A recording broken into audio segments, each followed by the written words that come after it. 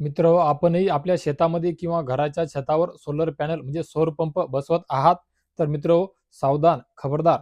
हा व्हिडिओ या व्हिडिओच्या माध्यमातून मिळणारी माहिती आपणा सर्वांकरिता नागरिकांकरिता शेतकरी बांधवांकरिता खूप लाख मोलाची आहे. त्यामुळे व्हिडिओला कुठेही स्किप न करता शेवटपर्यंत पहा मित्रांनो, जेणेकरून सोलर बसवत असताना किंवा सोलर बसवल्याच्या नंतर सुद्धा तुम्हाला कुठली खबरदारी घ्यायची आहे कुठली नाही घ्यायची आहे, त्यामुळे तुमचं होणारं नुकसान जीवितहानी या सर्व गोष्टी पासून तुमचं होणारं जे नुकसान आहे ते तुम्ही वाचवू शकता मित्रांनो. तर व्हिडिओला जास्त वेळ न करता सुरुवात करूया आणि या व्हिडिओ पाहत असताना जे कोणी नवीन असेल त्या सर्व प्रेक्षकांनी व्ह्युअर्सनी माझ्या चॅनलला सबस्क्राईब करून घ्या, पेजला फॉलो करून घ्या, जेणेकरून अशीच महत्त्वपूर्ण माहिती वेळोवेळी मी आपल्या सर्वांपर्यंत पोहोचू शकेल. तर सध्या गेल्या काही दिवसांमध्ये सोलरचं खूप मोठ्या प्रमाणामध्ये बोलबाला आहे आणि ते तेवढं उपयोगी सुद्धा आहे. शेतकऱ्यांना रात्री वीज उपयोग करत असताना किंवा शेती भिजवत असताना खूप मोठ्या संकटांना सामोरे जावं लागते. इचूकाटा, शेतातली जनावरं असतील, रानमाळातली त्यांच्यापासून नुकसान, रात्रीचं जागणं आणि विद्युत प्रवाहाचा सुद्धा धोका.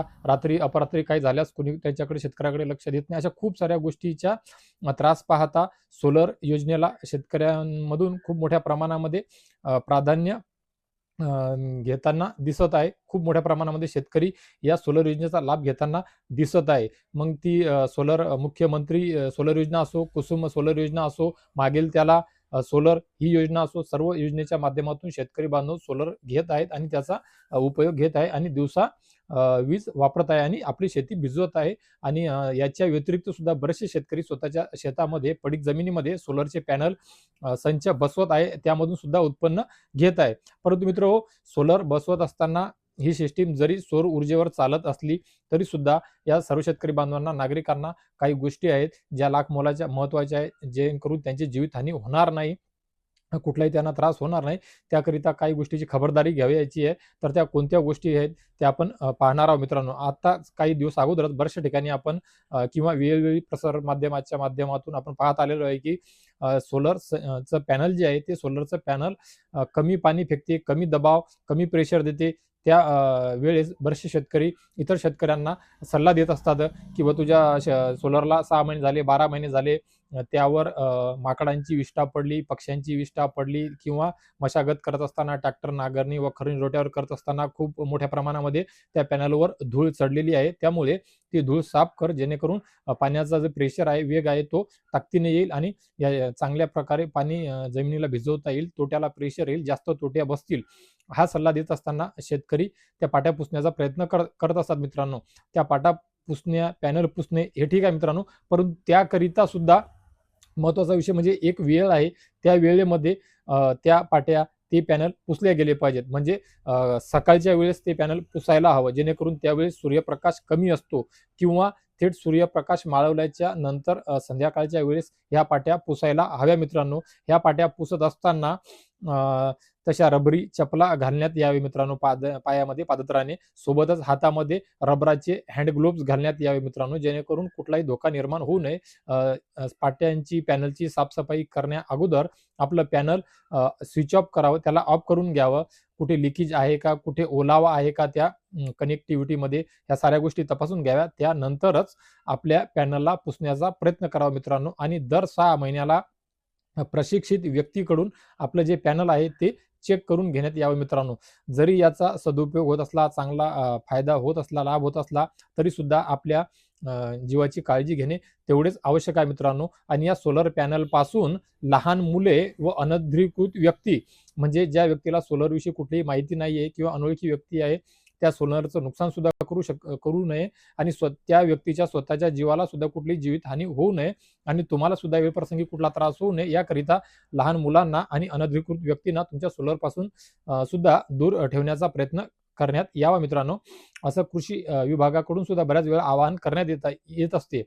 कारण असं आहे, या सर्व गोष्टीची तमा बाळगण्याचं, स्वतःच्या जीवितहानीचं नुकसान होऊ नये या व्यतिरिक्त विषय असा असतो की जेव्हा सोलर पॅनल हे डीसी द्वारे चालते मित्रांनो, आणि डीसीचा जो करंट असतो तो सुद्धा काही एसी पेक्षा कमी नसतो.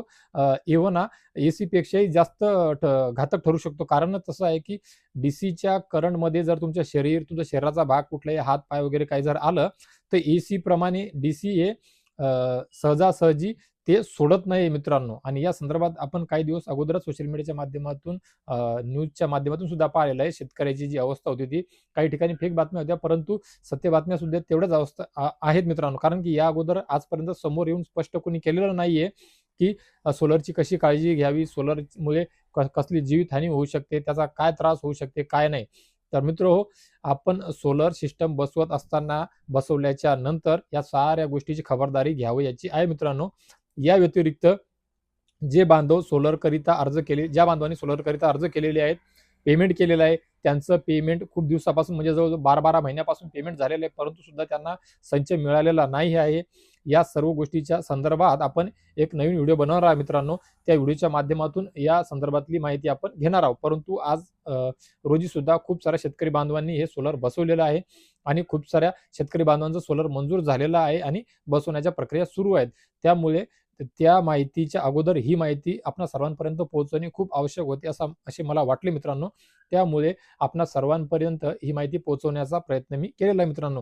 तर मित्र, आशा करतो की आपल्या सर्वांना स्वतःच्या जीवितहानी होऊ नये, स्वतःचा जीव वाचवून चांगल्या प्रकारे शेती करता यावी, सोलरचा दिवसा वीज उपयोग घेता यावा, याकरिता जी माहिती मी आपणा सर्वांकरिता या व्हिडिओच्या माध्यमातून शेअर करण्याचा प्रयत्न केला, देण्याचा प्रयत्न केला.